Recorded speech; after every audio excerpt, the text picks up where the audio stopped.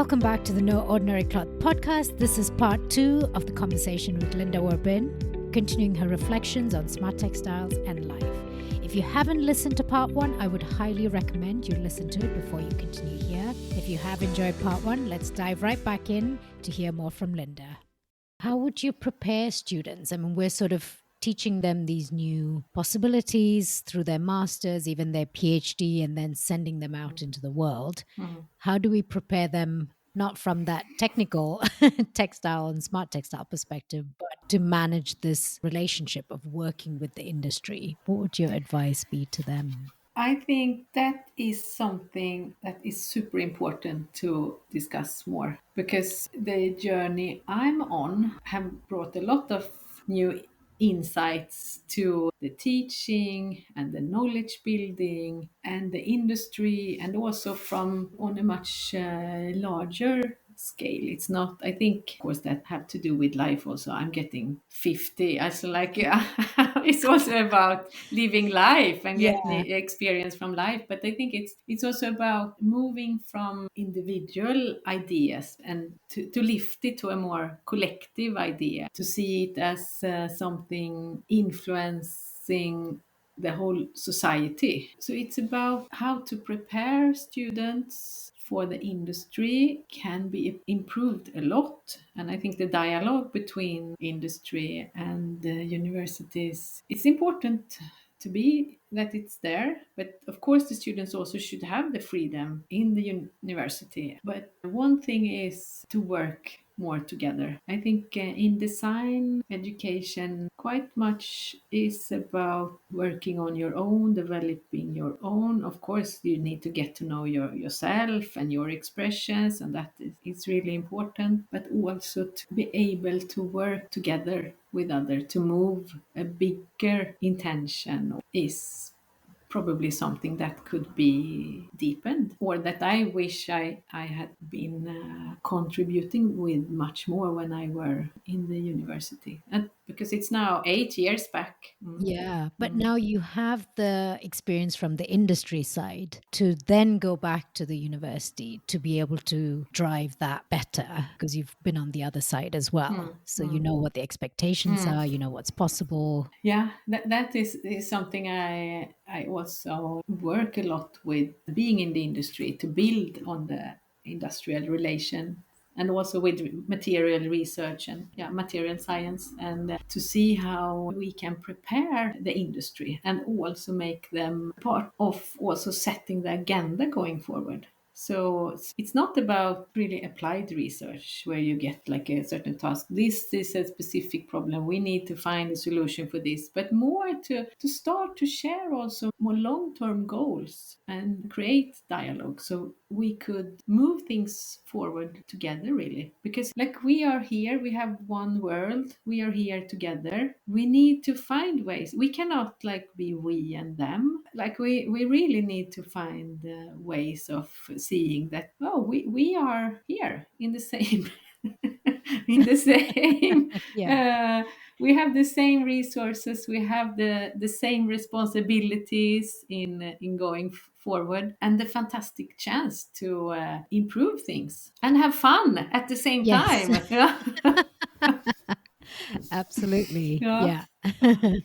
I remember when we were at university, the things we were taught, there was more traditional what you would do with textiles. But now, as you say, textiles, you can work at so many different scales. There's so many new materials. Material science is influencing textile processes. Are we preparing students to work in these new spaces? How does the textile curriculum itself evolve and change? Maybe it's happening in Sweden, but a lot of universities are still stuck in that, big industrial manufacturing focused curriculum, whereas the industry is going through such a big shift now in what is possible. How can we prepare students for the jobs of the future? Yeah, I think it's again really important that we find that industry and universities find ways of also collaborating. So that's a big challenge, because I would say a lot of development is happening in the industry, but it's not put together as research, or it's not contributing to adding on the knowledge in a science-based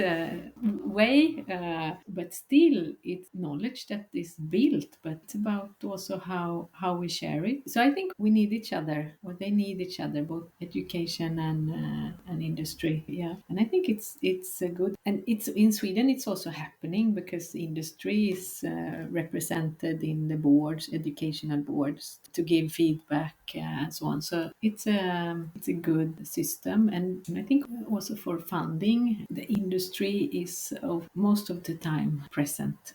It needs to be present also, but there I think a lot of things can also be developed there to meet each other. So both part, I think that's a challenge. So both part feel that they gain. And then again, there is about preparing and having competences in the industry that can also run a research project and receive a research project. So it actually could gain more people, Mm, more support more from, support. yeah. Yeah, Mm. and I think it's also interesting. I know sometimes industries choose to what universities they choose to engage with, and so it's of course very different. But I also heard that in some, maybe not in textiles, but in some other more in tech fields, it's more, then it's also important that the professors take a very active part in the education, so the new research results and everything is really spread and shared with the students as a way of really securing that the newest knowledge will be reaching the industry with the students, with the new students coming out to the industry. So I think that there are of course a lot of different strategies there, and I think it's quite different from industry to industry. But when it comes to textile, especially textile design, it's a quite mature, and textile engineering also overlaps to, yeah, material science. I mean, like you mentioned earlier, there were all sorts of new skills that you had to pick up as well, isn't it? Beyond what we were taught at university. So you probably had to learn things like electronics, a bit of programming, at least understand enough to be able to collaborate really well with people from other disciplines. I always think about how can we bring all of that much more into the curriculum, Mm, even introducing things like mm, biochemistry, mm, material science as mm, part of textile curriculum. So the students are able to get a basic understanding of it. They don't need to be experts at it, but at least they can communicate better, mm, because this industry is so much about collaboration, and learning to collaborate itself is a skill. And one thing I've learned is if I can understand the other discipline, at least the basic concepts of it and the language of it, that collaboration is so much more effective mm. and productive. That's something that Yeah, we all no, need to learn.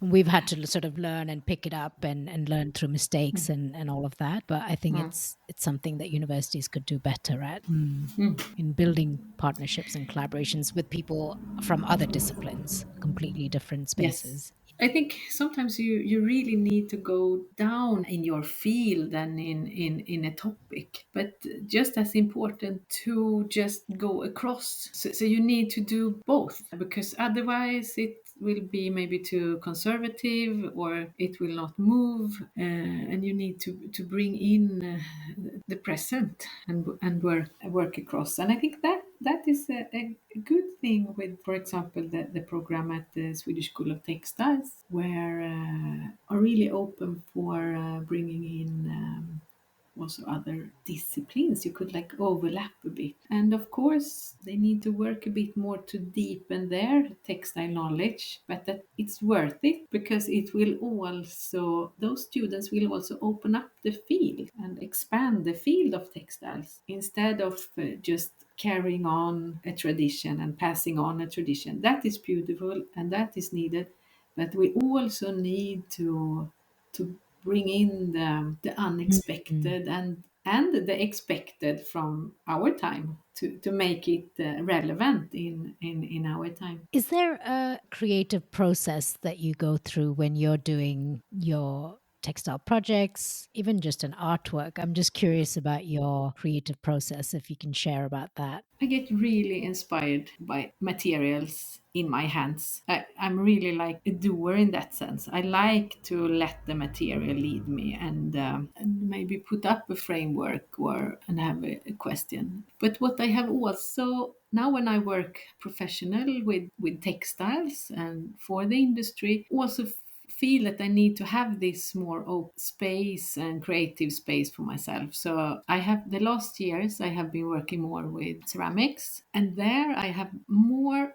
interested in like the act of creation itself, to explore what could be created through me more than by me. So I think it's more for me to come into a state of meditation almost together with the material, and to explore more the nature of material. This is something that have kept on coming back to me over the years, but it is to see myself as a tool, and also to offer myself as a tool for the creative process. And also it's an act of creation, but also an act of, or an exercise to put my ego aside, so I stop judging while making. So it's a way of learning about material expressions and the technology, yeah, different techniques for like raku or wood fire. And I think that is really exciting, just to be in the process and learn a new process.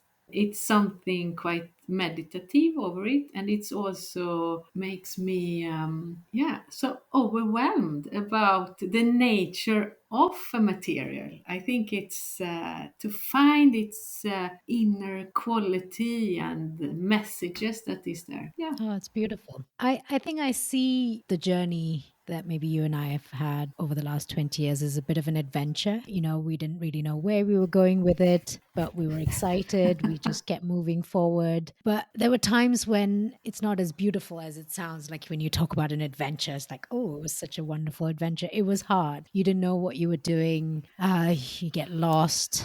You feel Yeah. alone. How did you keep going? What was your North Star that kept you moving forward? It have been to continue to discuss with people, of course, that is interested. I think it's so important that we have this community, even though it's not active all the time. We have a lot of people to reach out to and discuss.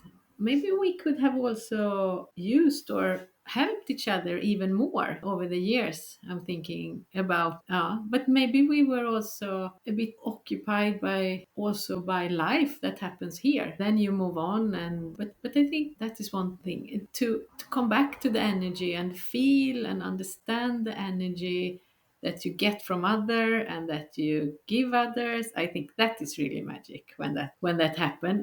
And to be more I'm thinking now going forward, maybe be even more conscious about giving and taking energy. We all sort of experienced that when we had the e-textile summer camp, where we really did feel like all these people were, traveling alone.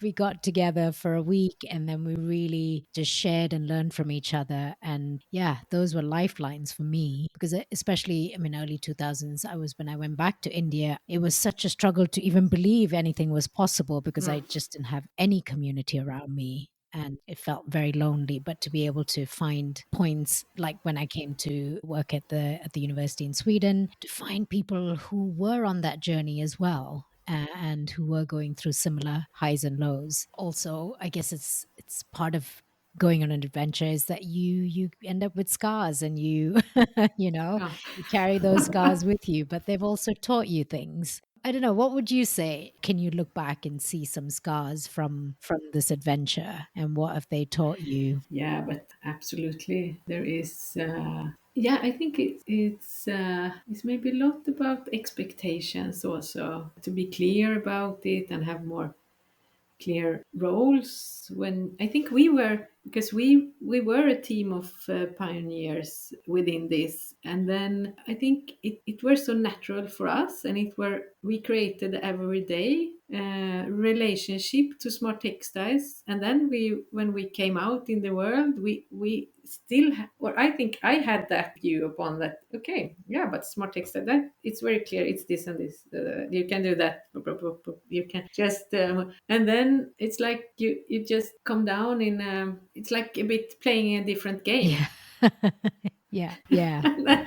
It's like I sometimes realize that okay, we are not playing the same game here, and that can of course be quite hard. And if you have been playing chess for a couple of years and then you suddenly realize that someone else have been playing cards or something, and then so to come back a bit to what also gives me energy, I think it is really about exploring, continuing understanding material in a new context, and also to make to improve things, and also to show more about what the material itself is carrying and want to bring. And I think that is so amazing with what we in a way unlocked in this smart textile community is a new understanding of what textile could be about, Absolutely. Yeah. really. And there is not one answer, it's a lot of different things, and it's just continuing to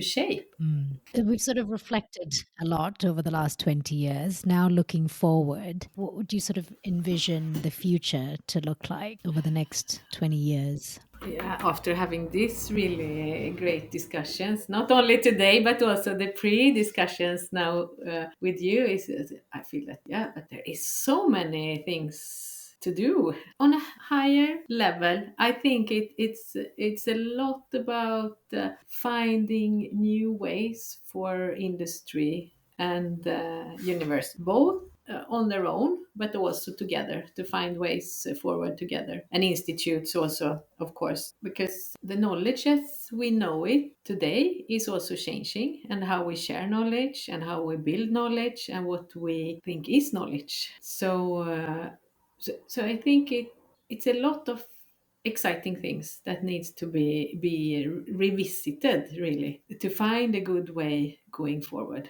A lot of things that needs to Yeah. be done. We have work to Yeah, do. but We I have feel work to do. yes, a lot of work to do. Yeah, no, but I feel really inspired to think about the experience that we in this community have been building a platform for, and now we have also gained a lot of different experience from quite some time, from different parts of society, industry. And I'm so happy that you have started to bring life to a new generation of discussions where we can reflect and start to see what could really be a valuable next step. I hope that gathering all these conversations over these podcasts, I hope we start to see that picture emerging as well. If you could give some advice to your 20-year-old self, what would that be?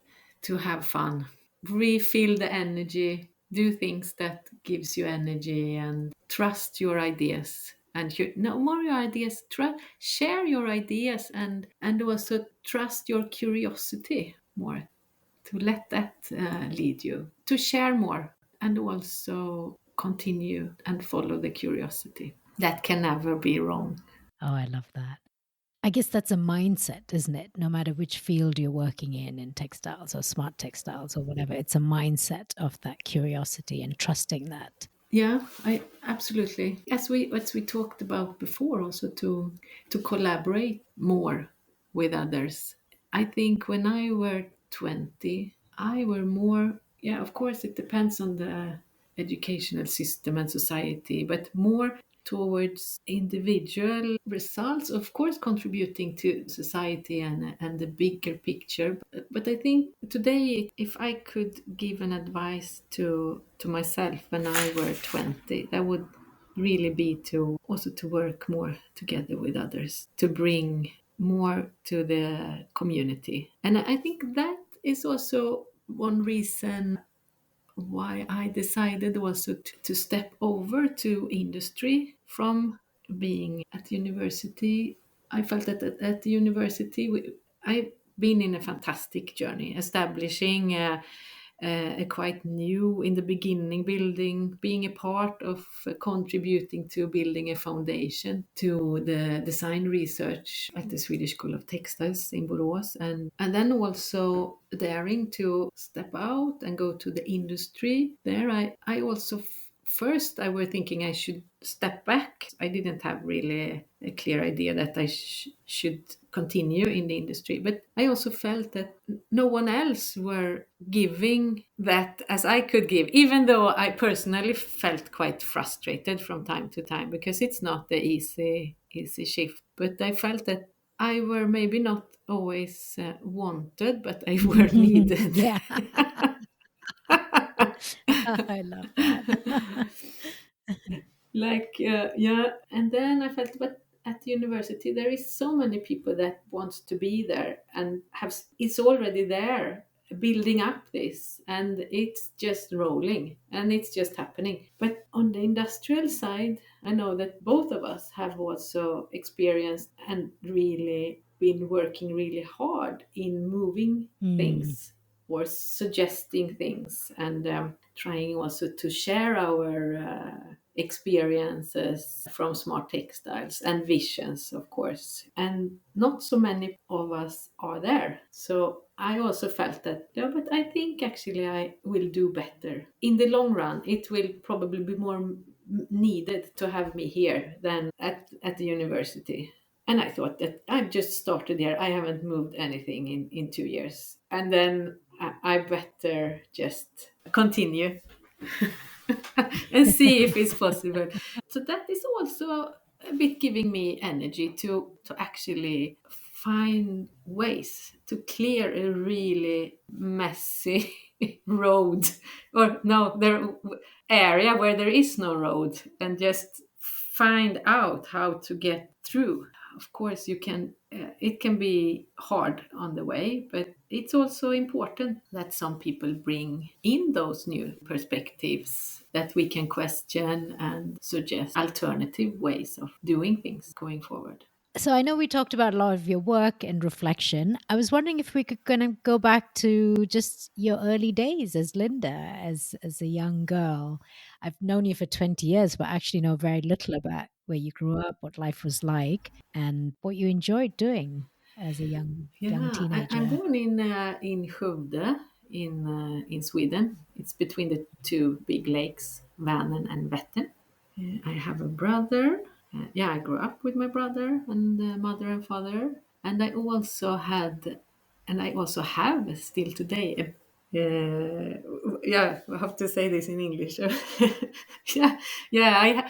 I grew up with my family, and also with my extra family. That is my friends, my dear friends. We are a group of women now. We met when we were maybe around 6 years, and then some of us, and then the group grow. And then when we started, when we were maybe around 10, 11, we were a gang of 10. We have had so much fun together, and I can see now also looking back that they have been so important for me growing up also. Yeah, and so they were really like my extra family. We were having so much fun. We were biking a lot together. We were camping together. We were building small houses for our dolls in the wood and Oh, in the snow and in the garage, and we were taking them on holidays to the woods, yeah, out in the woods. And yeah, we have been through a lot. So we have been out in nature playing a lot together, and I were also doing craft as a child, pottery. Yeah, yeah, so many. I've just yeah, nice to go back now, but it's fantastic with this girl, with the gang here, with women. We are all turning 50 this year. we used to go traveling together. So this year we will go 1 week together. So yeah, so they feel really like a big part of my childhood. Yeah, so I'm very proud of being a part of that little gang. Yeah. Do you remember when you were around that age what you wanted to become when you grew up? No, actually not. I think I have always been very driven by what gives me energy from one step to another, and that's how I have taken my steps very much. I have never had a clear idea about having a certain position or a job.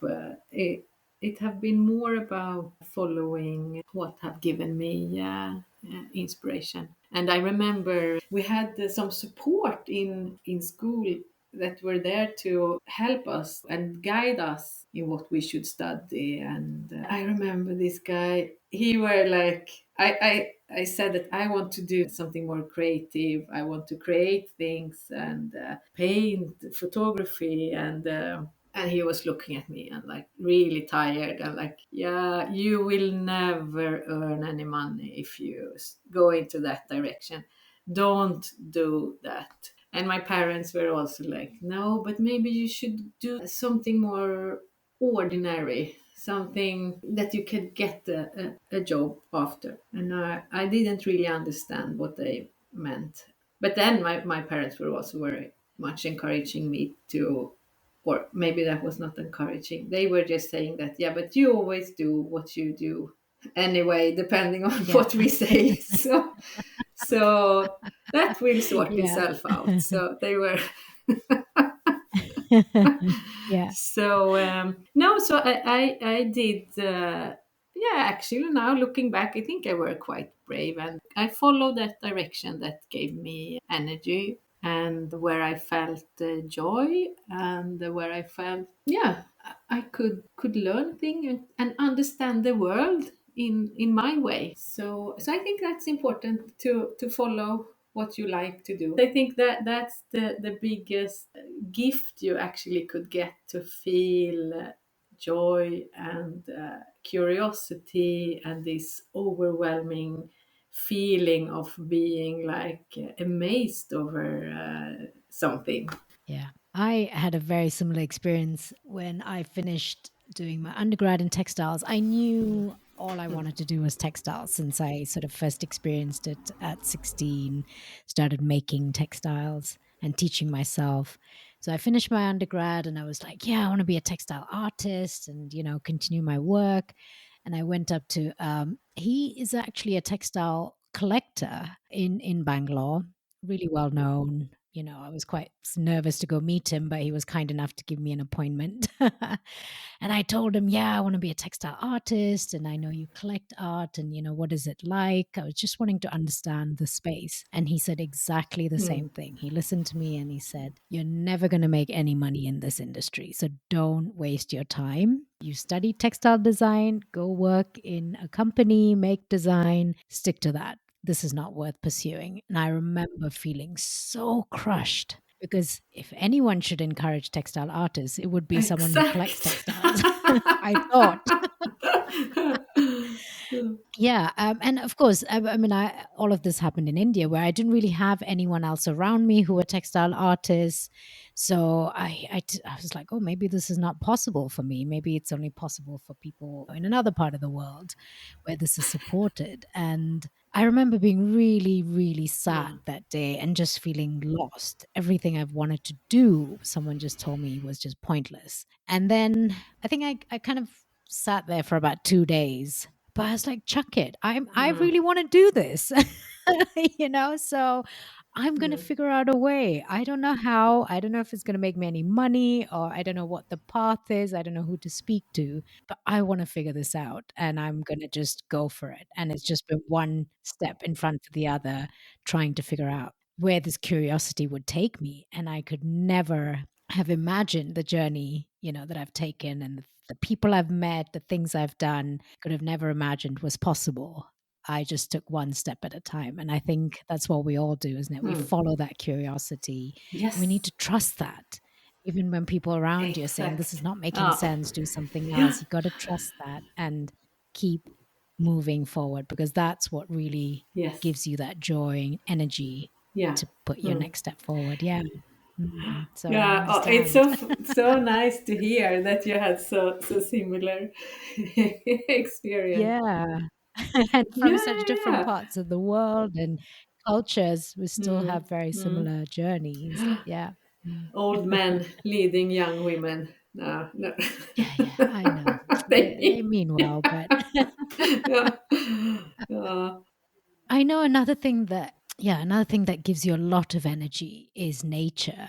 And you love gardening. I've had the fruits and vegetables that have been grown in your garden by you. You really thrive there and you love that space. Could you share a bit more about what that is and what it does for you, what gardening and nature does for you?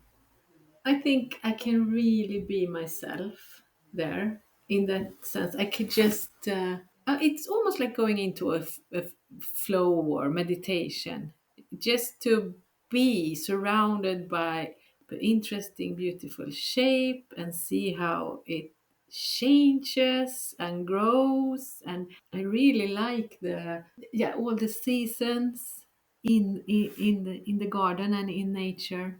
I have had a lot of different gardens. Yeah, I remember when we lived in Borås, both of us. Then that was quite tiny garden. That was my third garden, my first greenhouse.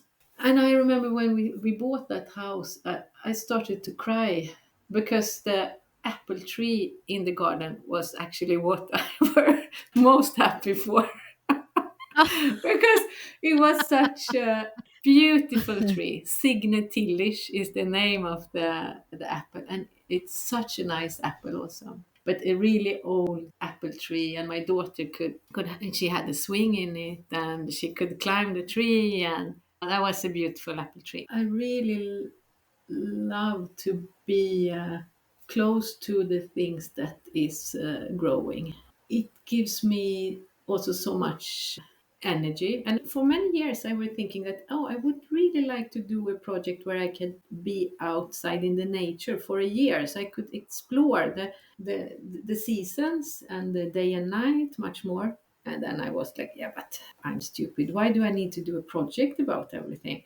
I could just move out to the countryside. And then Right? when Yeah. the pandemic came, that was actually a very Yeah. positive output for me from that period. Even though, yeah, I feel we were very many of us in Sweden were still very privileged. We could be outside in our gardens and so and we took the chance to also move to our summer house, to a small summer house. And then I felt that, yeah, but this was actually what I was missing in my life. It was not a new project. It was more to be close to nature, to feel the moon in a dark place, to come more close to nature. That have been very.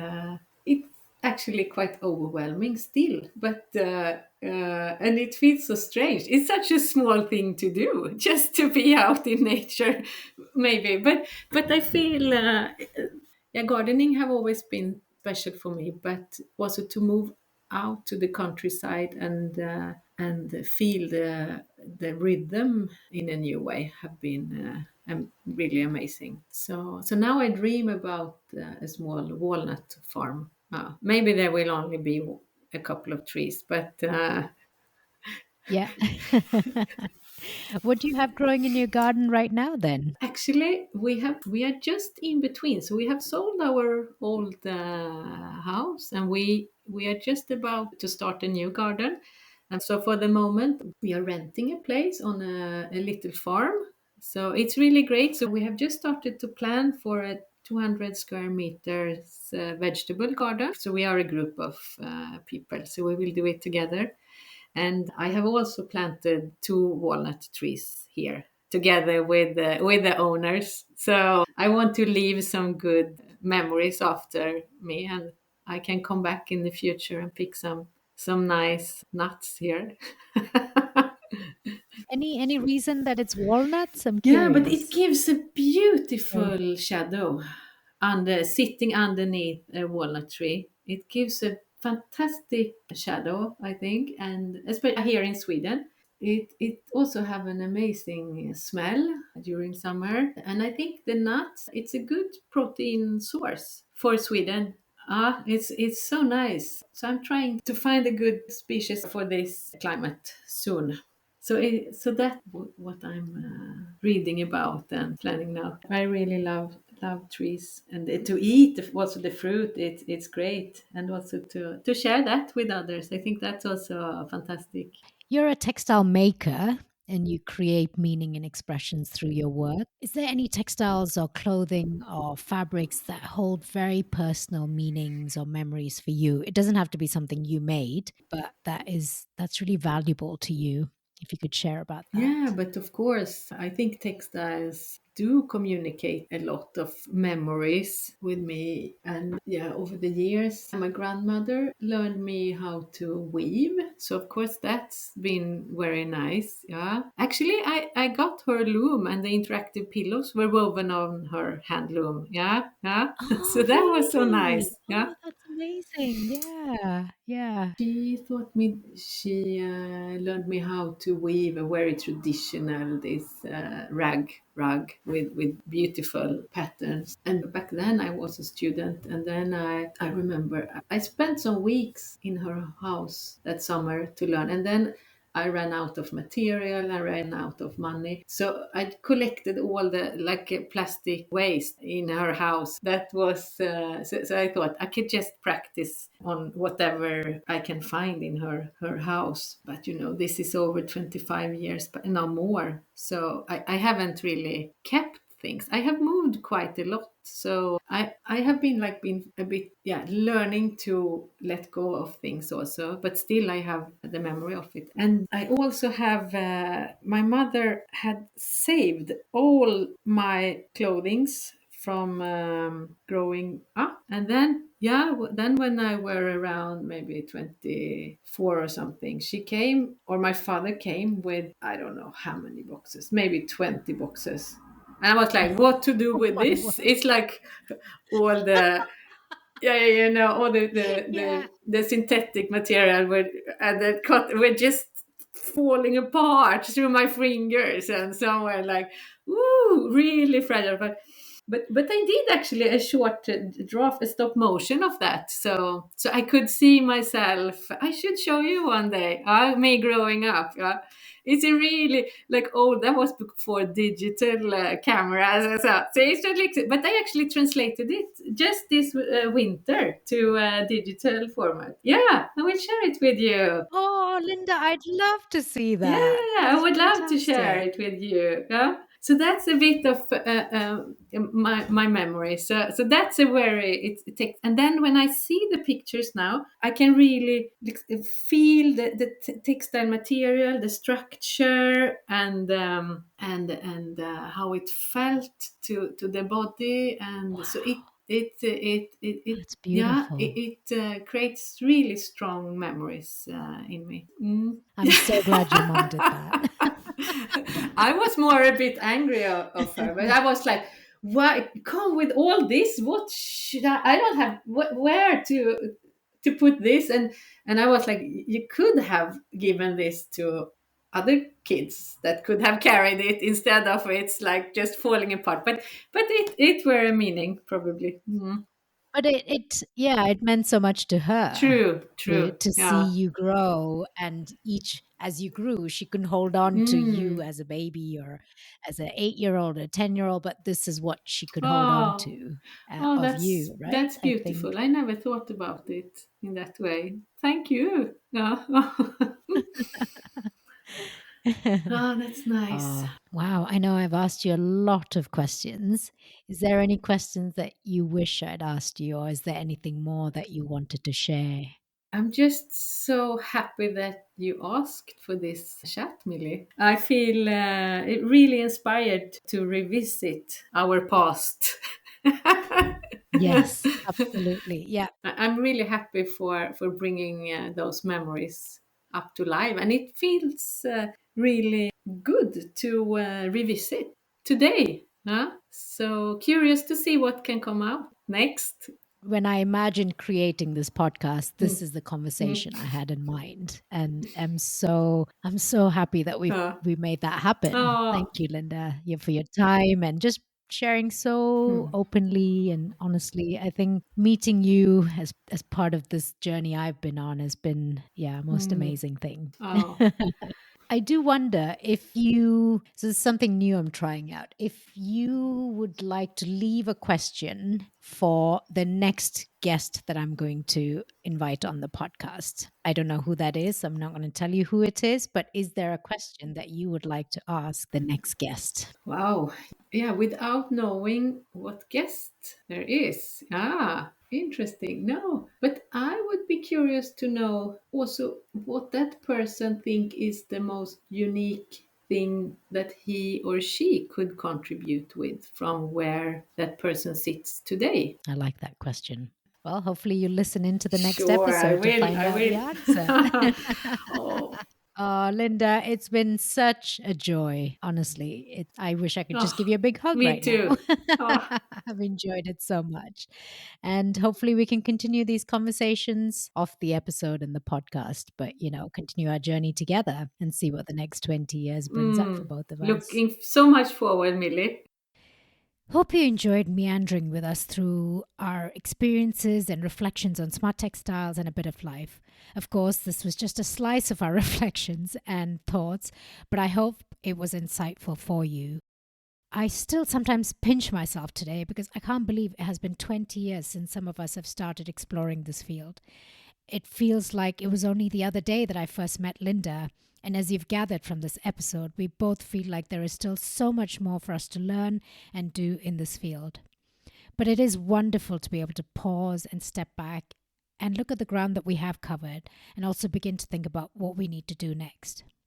Linda's work has been challenging us to reimagine what is possible with textiles that can move and change and light up and sense a touch, and as she calls it, textiles that are disobedient, really. I believe many of you will identify with her passion to explore materials, to allow the materials to speak to you and lead you. This is the process that energizes me the most and excites me about textiles. To hold a material in your hand and go on a journey with it. I hope this episode has inspired you to do the same. Linda repeatedly spoke about the importance of curiosity, and this is a thread I've noticed that runs through all the guests in my podcast. They have all followed their curiosity, and it has led them to become leaders and innovators in their field. Curiosity is what fuels them every day to do what they do, no matter how challenging. Your curiosity and dedication to your craft can redefine the boundaries of what's possible. Trust that gut and do what brings you joy. Don't let anyone dampen that curiosity. Whether you're in textiles, technology, or any other field, the paths you explore and the contributions you make are essential for innovation. You might not see the impact of your work today, but know that you are making a difference. But I understand this journey is not an easy one. So if you feel alone in your work or feel unsupported, wondering why no one else understands what you do, I want you to know that I've been there, and I want to encourage you to really lean into your strengths and into your vision. Find others on a similar journey and support each other and collaborate and continue to push the boundaries of your fields. I understand how challenging it can be to figure out your path or find community. I'm really keen to support you in any way I can. If you'd like to share about your work, or if you need help with something, or you have some questions for me, please email me at millie@millietharakin.com to set up a 20-minute call. We can have a chat. I would love to hear from you and help in any way. And if I don't have the answers for your questions, I probably know someone who does, and I'll be happy to connect you. This offer is valid till the 31st of May 2024, so ping me as soon as you can. It would be great to set up a call. If you enjoyed this episode, please tell a friend or a colleague about this podcast. I would love to hear your feedback, so send me a message or leave a review. You can find me on Instagram and LinkedIn. My email and all other social media contacts are in the show notes below. So until next time, stay curious, keep exploring, and never underestimate the impact of sharing your journey and ideas with the world. This is your host, Millie Tharakan.